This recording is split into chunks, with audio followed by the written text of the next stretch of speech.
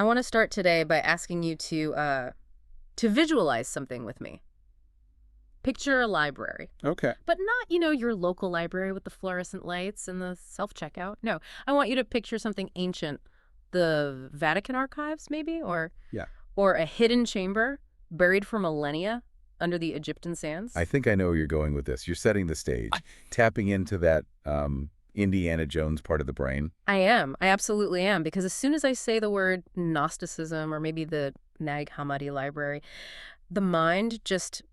it snaps to a very specific aesthetic, doesn't it? It does. It's an immediate filter. It's the Da Vinci Code. It's secret societies, conspiracies, the idea that there are guys in hooded robes meeting in basements to pull the strings of the world. It's what I call the occult filter. Yeah. We have this really deep cultural conditioning that whenever we touch on these ancient texts, these first, second century writings, we just automatically expect the content to be magical. Right. Or spiritual in a very specific way. Expect secret passwords to get into the, the VIP section of the afterlife.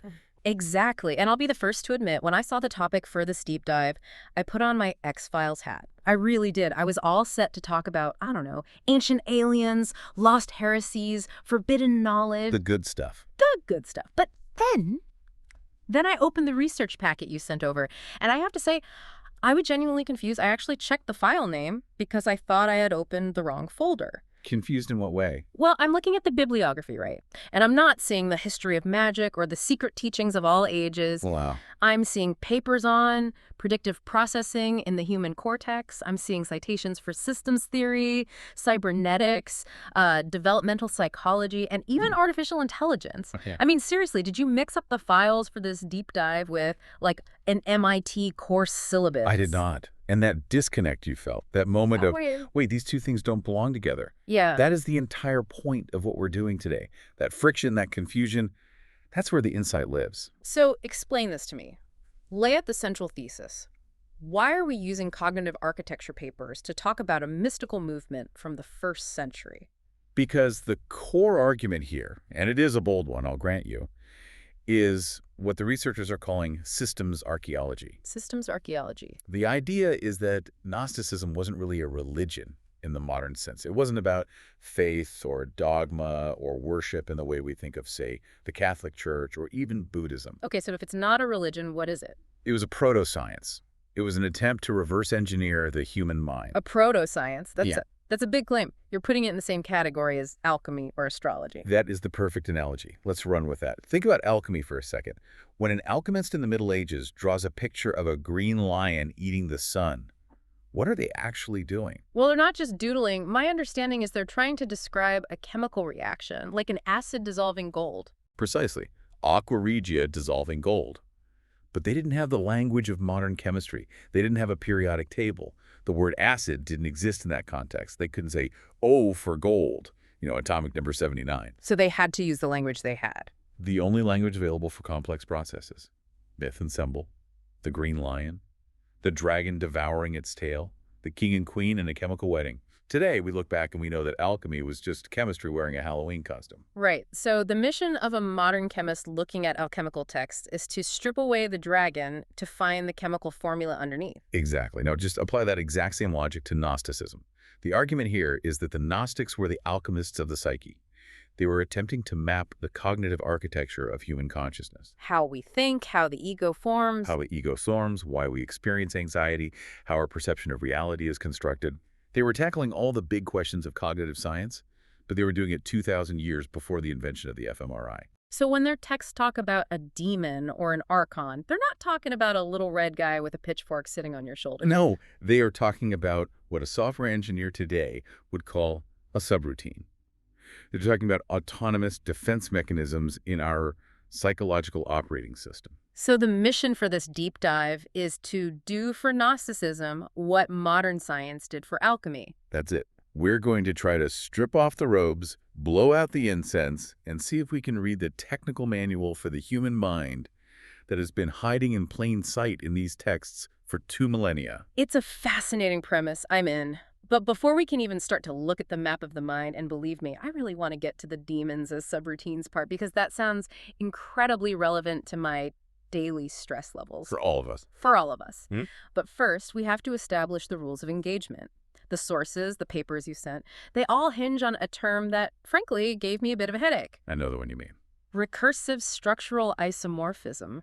It is a mouthful. It absolutely sounds like something you'd hear in a graduate physics seminar, not a conversation about ancient texts. It does. And usually when I see jargon like that, my skepticism alarm goes off. It feels like someone's trying to overcomplicate something simple.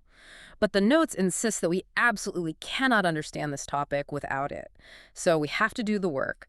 Walk us through it. What is recursive structural isomorphism, or RSI? Let's break it down word by word. It's actually not that intimidating. Iso means same. Okay. Morph means shape. So isomorphism is just a fancy scientific way of saying the same shape. The same shape. Okay, simple enough. I'm with you so far. And recursive just means it repeats at different scales. It's a pattern that happens at the micro level, and you see the exact same pattern at the macro level. So the same shape repeating at different scales. Correct. Now, here is the absolute critical part where people get tripped up. This is the whole key. Usually when we compare two different things, like in school when they tell you the atom is like a solar system, what are we doing? We're making a metaphor, an analogy. We're saying, this thing reminds me of that thing to help us visualize it. Exactly. It's a poetic comparison. The electrons orbit the nucleus like planets orbit the sun. It's helpful, but we know it's not literally true. The physics are completely different. Sure. But in systems theory, RSI is not a metaphor. It is not an analogy. It is a statement about what's called invariant topology. Okay, invariant topology is starting to bring that headache back. Give me a concrete example. Think about a spiral. It's the classic example. Picture the water draining out of your bathtub. You pull the plug, and the water starts to swirl down the drain. Why does it form a spiral? Gravity, right. And the Coriolis effect, the rotation of the Earth, it's just physics. Exactly. It's the laws of fluid dynamics and angular momentum acting on the water. Yeah. It has to form that shape. Now let's zoom out. Look at a satellite photo of a hurricane. It's the same spiral. The exact same spiral shape. Now let's zoom out again, way out. Look at a photo of a galaxy, like our Milky Way. Same shape, a giant spiral. Now think about what we're looking at. The bathtub is water, a few gallons of it.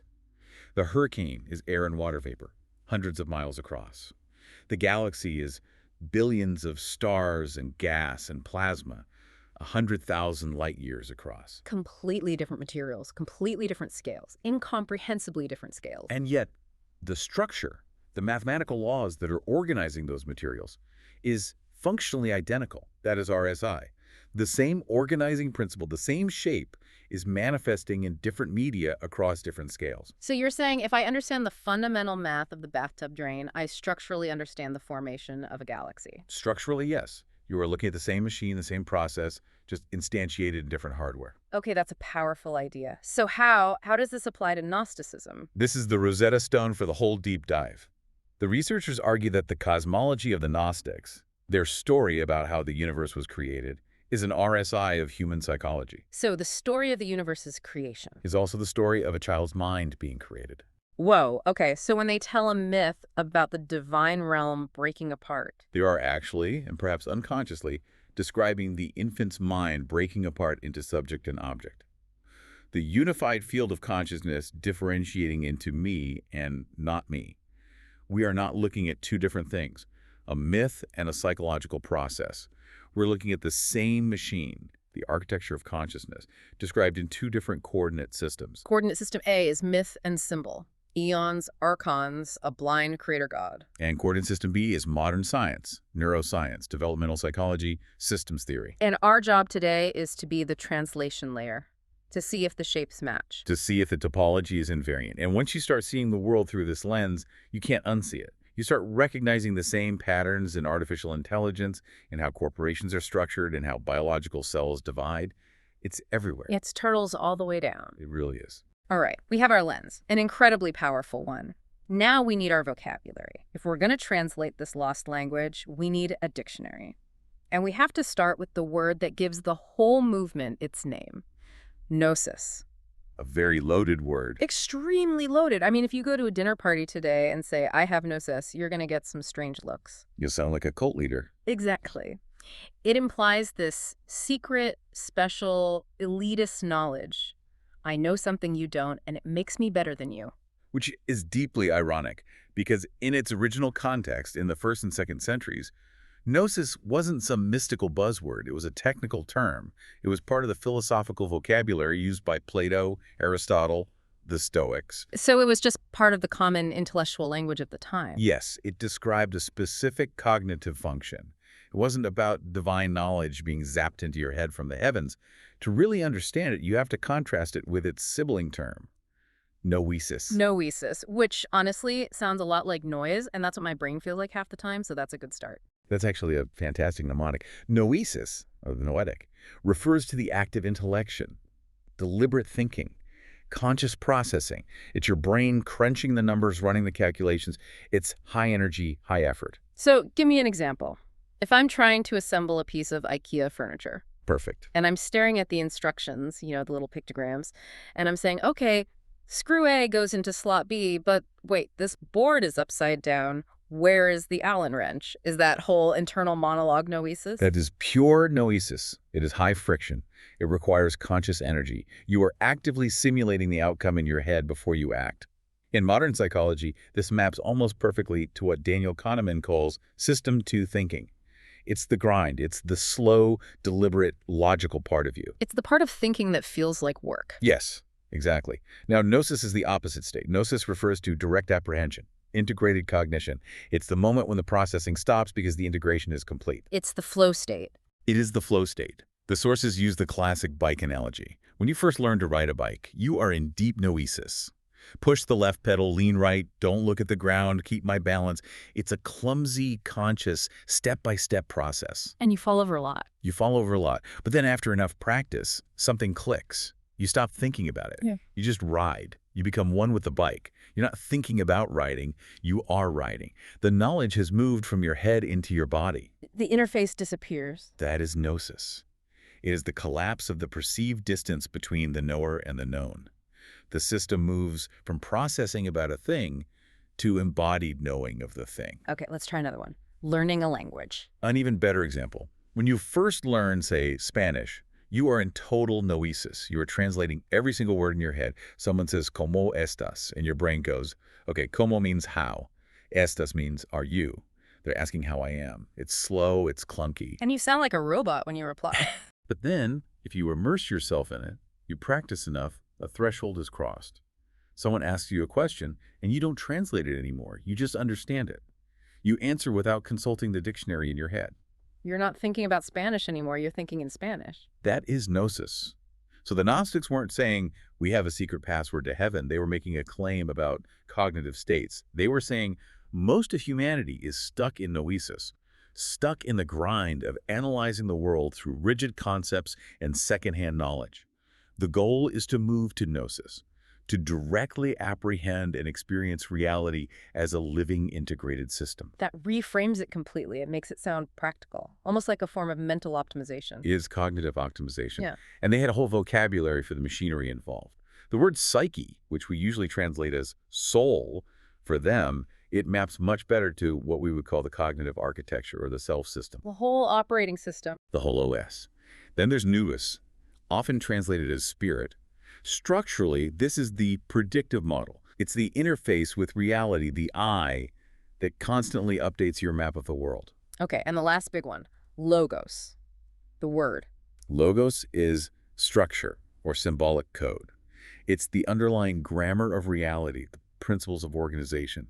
So when we read these texts, we shouldn't hear the adventures of the soul and the spirit. We should be hearing the interactions of the cognitive architecture and the predictive model as they engage with symbolic code. Exactly. It changes the genre entirely. It stops being a fairy tale and starts being a user manual. Wow. Okay, so we have our dictionary, we have our translation key. Now we can finally look at the map itself. The sources describe what they call a developmental map of the human mind, but it's told as a cosmic creation story, and it all begins with a state or a place called the pleroma. The pleroma, in the mythic view, this is the fullness, the ultimate divine realm, heaven. It's the place where everything is perfect, unified, whole, and luminous. But if we apply our RSI lens, our rule of structural isomorphism, we're not talking about a place up in the clouds. We're looking for a cognitive state. So what is the pleroma in the architecture of the human mind? It maps perfectly, and I mean one-to-one, to the subjective experience of a newborn infant. The infant mind. Okay, walk me through that. Because, babies are cute, but I don't usually think of them as residing in the divine fullness. They mostly seem to reside in a state of hunger and dirty diapers. But think about the experience from the inside out. What is it like to be a newborn? Does a newborn have a concept of me? No. Does it have a concept of you? Oh, Does it know where its own body ends and its mother's body begins? not at all. They see their own hand and they think it's just some interesting object floating by. There's no separation. There is no subject-object split. There is no narrative center, no little voice saying, I am a baby named Steve and I am in a crib. There is just an open, undivided field of sensation, affect, and pure presence. The oceanic feeling that Freud talked about. Exactly, an oceanic unity. So structurally, the pleroma is that baseline cognitive state of total connection before the mind learns to carve the world up into separate objects and concepts. It's heaven because there's no conflict. There's no me to be in conflict with you. There's just isness. Right. But, and this is absolutely crucial, you can't stay there. A system that stays in the pleroma never develops. It never grows. You never learn to walk or talk or, do your taxes. You remain an undifferentiated blob. So we have to leave the garden. The system has to differentiate to become more complex. And in the Gnostic myth, this process of differentiation happens through these beings, or principles, called the eons. The eons. Now, in the mythic stories, these are usually depicted as pairs of lesser gods and goddesses, like divine couples, who emanate from the original oneness. But structurally, using RSI, the sources define them in a very different way. They call them developmental operators, or, and I love this phrase, innocent constraints. Innocent constraints. It sounds like a paradox, doesn't it? How can a constraint, a limitation, be innocent? It does explain that. Think about child development again. For an infant to learn about the world, it has to start making distinctions. It has to apply constraints to the infinite buzzing field of raw data. It has to chunk reality into manageable pieces. This is a red ball. This is a blue block. This is warm. This is cold. Each one of those distinctions is a constraint. You're constraining the field of everything into this thing. Yes. So an eon is basically a cognitive function coming online to sort the data. The myths even name them in ways that map to this. The eon called bythos, or depth, that's the baseline neural field itself. The eon sig, or silence, is pre-reflective awareness. The eon zoe, or life, is the affective drive. It's the limbic system firing up, making things salient. It's the raw impulse of curiosity. And the key here is that they are innocent. What makes them innocent? Their function is differentiation without domination. When a child learns that a ball is round, they aren't judging the ball. They aren't trying to control the ball or own it. They are just mapping reality. It is a process of pure learning, driven by open curiosity. It's pre-egoic. It's the joy of discovery, the state of pure play. Exactly. The system is becoming more complex, it's learning, it's differentiating, but it hasn't yet shattered the underlying unity. It's still in a state of open attachment to the world. But then something changes. The system reaches a certain level of complexity where it can do something new, something powerful, and also something incredibly risky. And this brings us to the most critical event in the entire Gnostic map. The pivot point. The birth of the ego. Or, as the Gnostics called him, the demiurge. This is where the story shifts from a nature documentary about development into a full-blown psychological thriller. And in the myth, this whole event is triggered by the last two eons in the sequence, Logos and Sophia. Correct. So let's look at their functions. Logos we've touched on. It translates to the word or reason. Okay. Structurally, this represents the emergence of symbolic abstraction, language, the ability to put a name on a thing and by naming it, to lift it out of the background and treat it as a separate object. The power of the noun. The power of the noun. And then you have Sophia. Sophia means wisdom. But structurally, what is wisdom? In this model, Sophia represents meta-meaning or salience. It's not just the ability to see things, it's the ability to reflect on their importance, to know that the concept mother is vastly more important for your survival than the concept chair. Okay, so you have Logos, which is the ability to name things, and Sophia, the ability to feel their importance. What happens in a developing system, like a human child, when you combine those two capacities? You get a feedback loop, a powerful self-referential feedback loop. The system can now use a symbol, Logos, to refer to itself, and it can feel the importance of itself, Sophia. It can point to itself and say, me. And it can feel that me is the most important thing in the universe. And the moment that happens, the system creates a model of itself. It generates an image of me. And that model, that image, that's the demiurge. That is the demiurge. And this is where the single biggest misunderstanding of Gnosticism happens. In popular culture, and certainly in the attacks from Orthodox religion, the demiurge is the villain. He's the bad guy. He's this arrogant, blind, false god who creates the flawed material world. He's often depicted as a monster with a lion's head and a serpent's body. He's the cosmic enemy. Yes. But let's apply our RSI diagnosis. If the demiurge is the self-model, the ego, then why would the Gnostics describe it as a false god? Because the ego thinks it's the whole show. It thinks it's God. It thinks it's the source. Let's look at this through the lens of modern neuroscience and systems engineering. Your ego is not a thing. It's not a little person inside your head. The sources call it a recursive identity interface. Okay, that's a dense phrase. Unpack recursive identity interface. Neuroscience is very clear on this.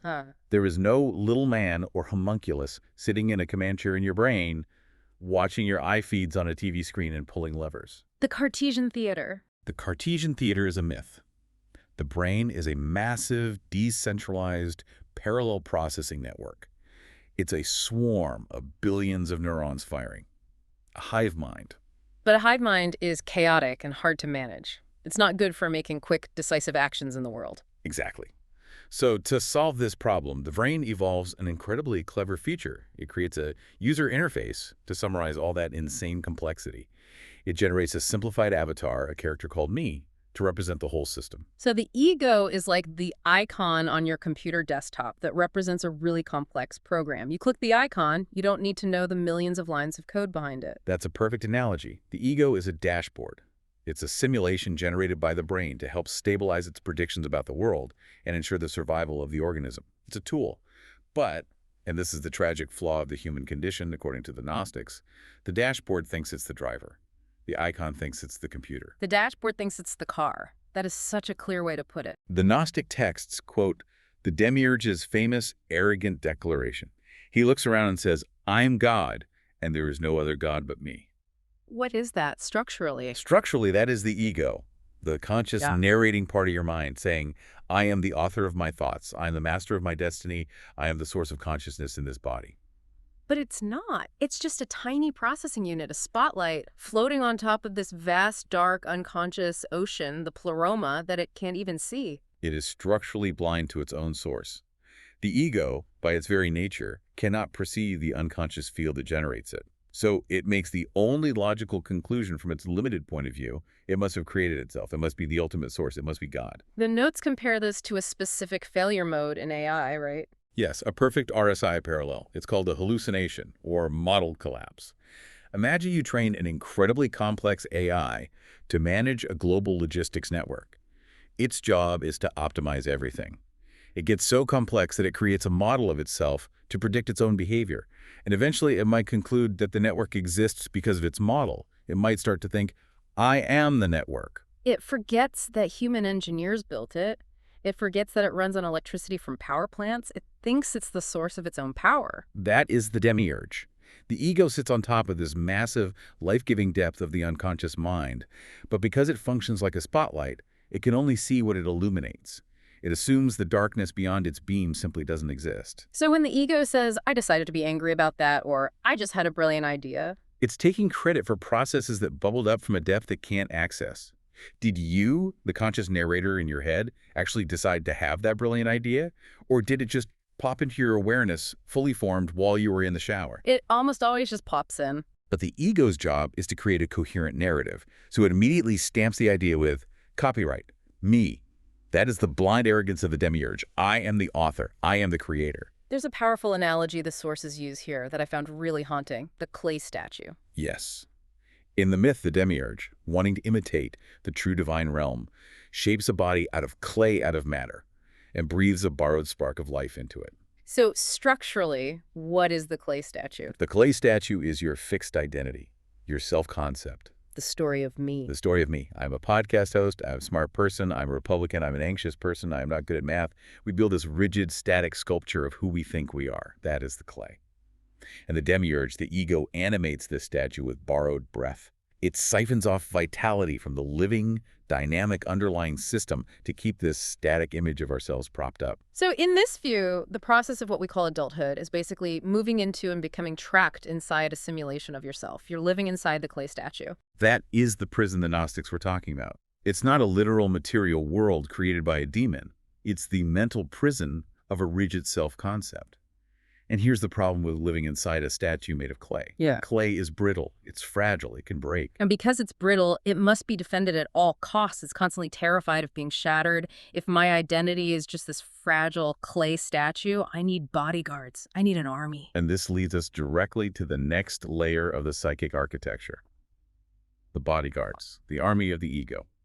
The archons. The archons. Okay, so in the myths, these are the demons, the rulers, the prison wardens of the material world. They are the ones who block the soul's ascent back to the pleroma after death. That's the mythic view, yes. The governors of the planetary spheres.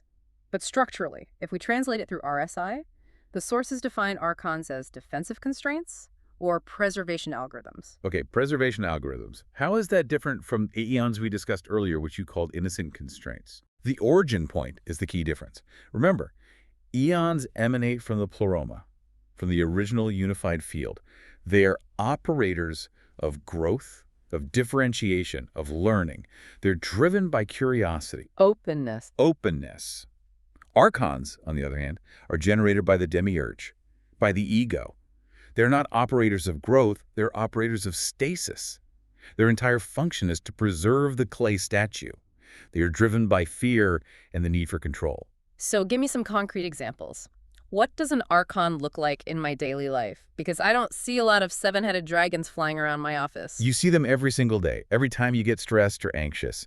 The sources use the perfect modern example, the traffic jam. Okay, let's do it. Let's do a full systems analysis of road rage. You're driving. You're maybe a little late for an important meeting. The stakes are high. And suddenly, someone in a big SUV cuts you off, no signal, nearly causes an accident. Immediately, what happens in your body? My chest gets tight, my heart rate shoots up, my hands grip the steering wheel, adrenaline dump. The fight or flight response. And what's the narrative that instantly appears in your head?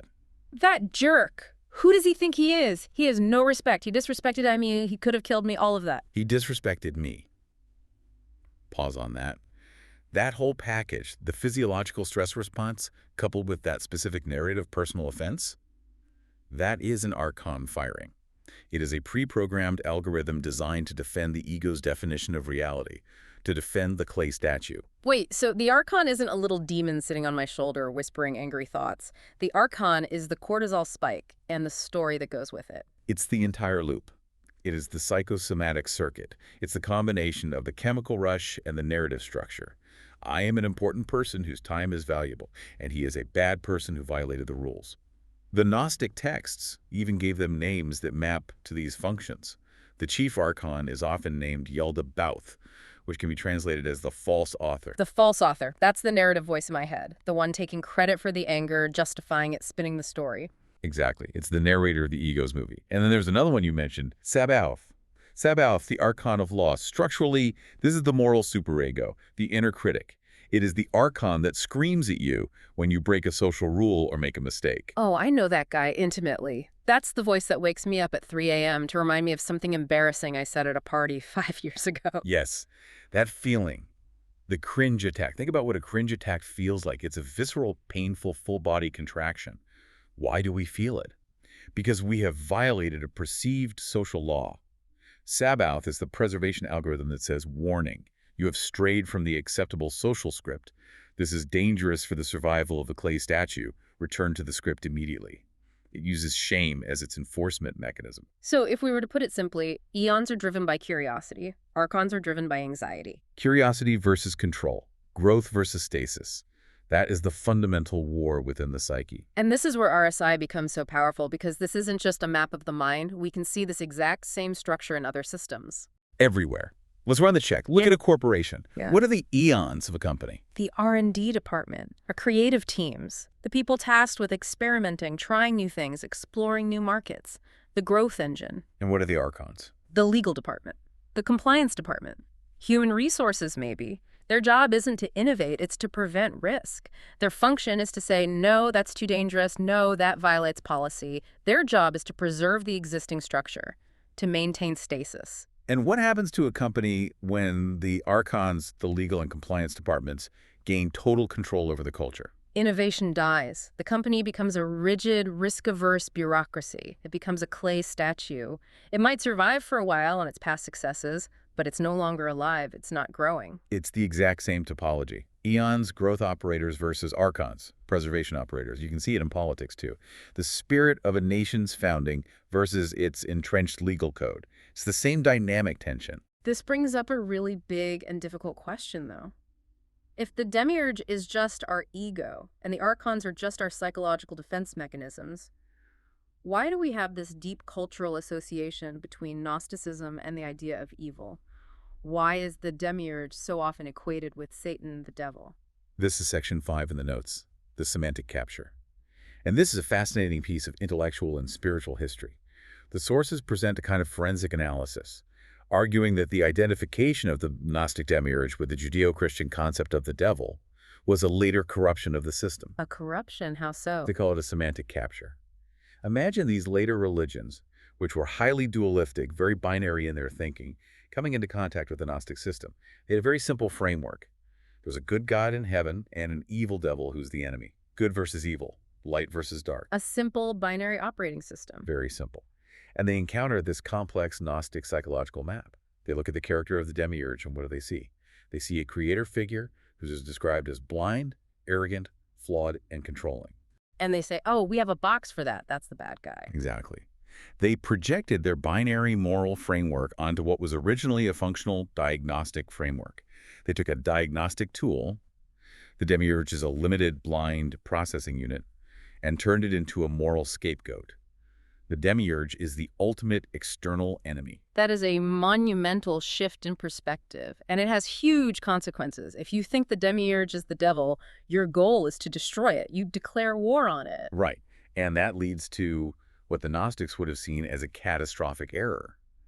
It shifts the work from internal to external. It becomes about external warfare. You fight the enemy out there. You fight the sinners, the heretics, the people possessed by the devil. But if you understand the demiurge structurally as your own ego, you can't go to war with it. That's just self-harm. The work has to be internal work. You don't try to kill the ego. You try to integrate it, to see it for what it is. The sources refer to this as the non-dual truth.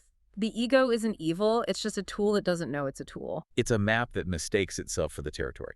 You don't burn a map just because it's not a perfect representation of the landscape. That would be insane. You update it. You correct it.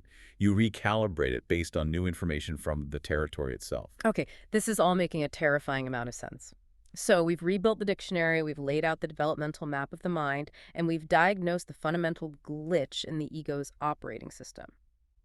Now let's get to section 6, application, the meaning engine. How do we actually use this framework today?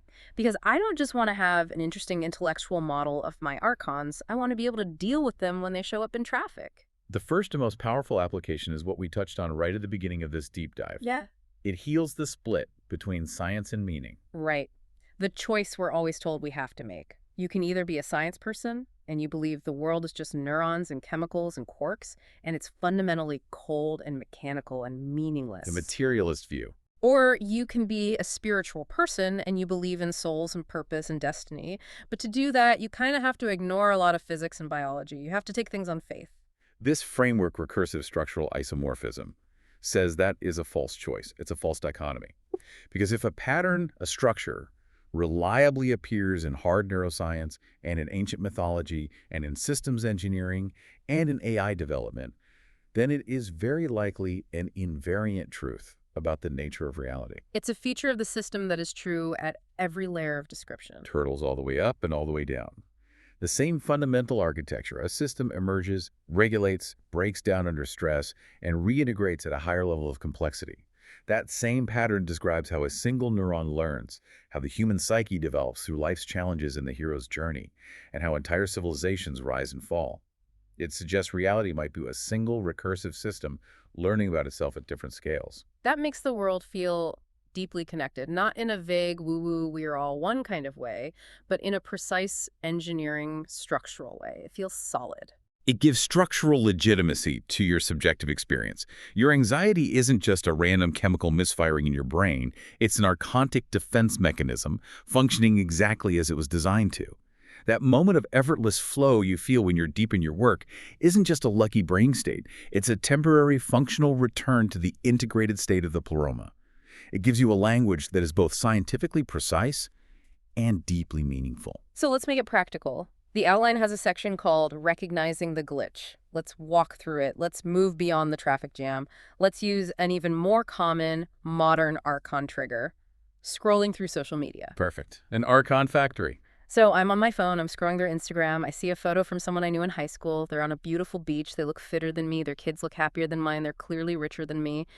And I feel that pang, that immediate visceral pang of jealousy, of inadequacy, that feeling of I am not enough. Apply the Gnostic system. Okay. Step 1. Notice the archon firing.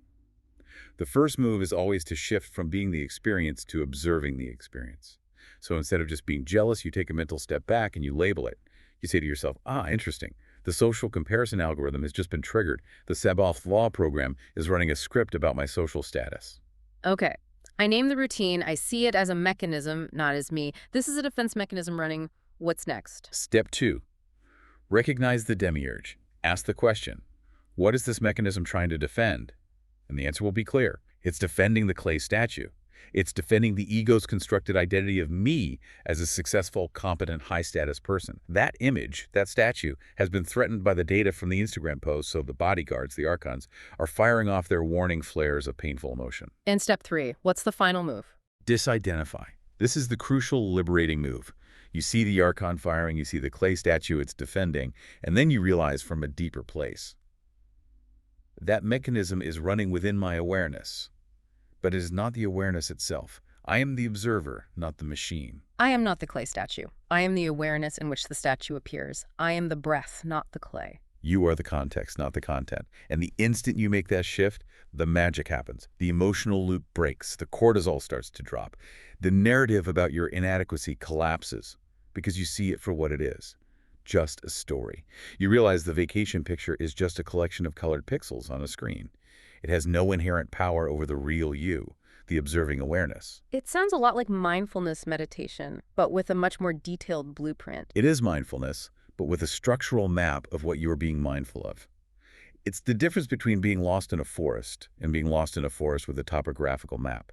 It gives you the admin password to your own operating system. You can see the code running, which means you don't have to blindly execute the script. You are recalibrating the predictive model, to use the technical term. Exactly. You are providing new data to the demiurge. You're telling your ego, thank you for the warning about my social status. I appreciate you looking out for me. But we are not actually in mortal danger here. You can stand down the troops. We have covered a massive amount of ground. I mean, from ancient Alexandria to modern neuroscience, from the mind of an infant to the anxieties of social media. As we start to wrap this up, I want to leave our listeners with the final proposition from the notes. This is my favorite part, the lost in translation concept. The idea that our modern crisis of meaning, it isn't that we don't know enough. We are drowning in data. We have more information than any civilization in history. The crisis is one of structural legibility. We have all the pieces, but we lost the instruction manual that shows how they fit together. We have the cold, hard science, and we have the warm, meaningful myths and stories, but we forgot that they are describing the same machine. We treat them as enemies, fighting for supremacy, instead of as two different coordinate systems mapping the same territory. And this leads to the ultimate question that the sources pose, and it's a real mind bender. It's this. If the narrative voice in your head is the demiurge, a useful but limited simulation, and the anxiety and anger you feel are archons' pre-programmed defense scripts, then who or what is listening to this deep dive right now?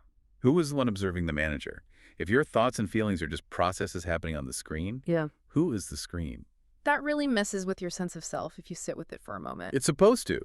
That question is the beginning of the path. That is the impulse toward gnosis. The goal, in the end, isn't to kill the ego. You need it to drive the car. The goal isn't to destroy the demiurge. It's to put it in its proper place. It's to recognize it, to be able to look it in the eye and say, I see you, you're a great manager, but you're not the owner of this company. You are not the clay, but the breath that animates it. Precisely. Well, on that wonderfully unsettling note, I think we'll leave everyone to go and stare into the mirror for a while and wonder who's actually looking back. This was fascinating. It's always a pleasure to explore the architecture. This has been the deep dive. See you in the next layer. See you there.